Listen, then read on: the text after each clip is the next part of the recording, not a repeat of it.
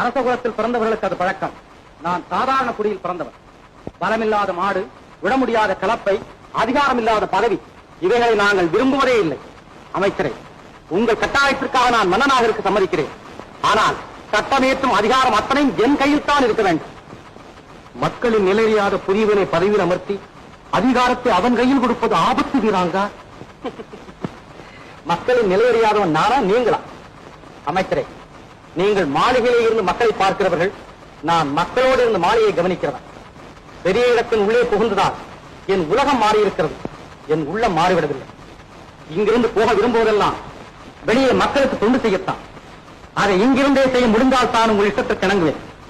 அமைச்சரே, கொஞ்ச நாட்களை பதவியில் இருந்தாலும் மக்களின் குறைகளை தீர்ப்பவன் தான் அறிவாளி. அதிகாரத்தை என் கையில் ஒப்படைப்பதா என்றால் சொல்லுங்கள், அடுத்த காரியத்தை கவனிக்கிறேன். இல்லையாயும் யோசித்து போல் சொல்லுங்கள்.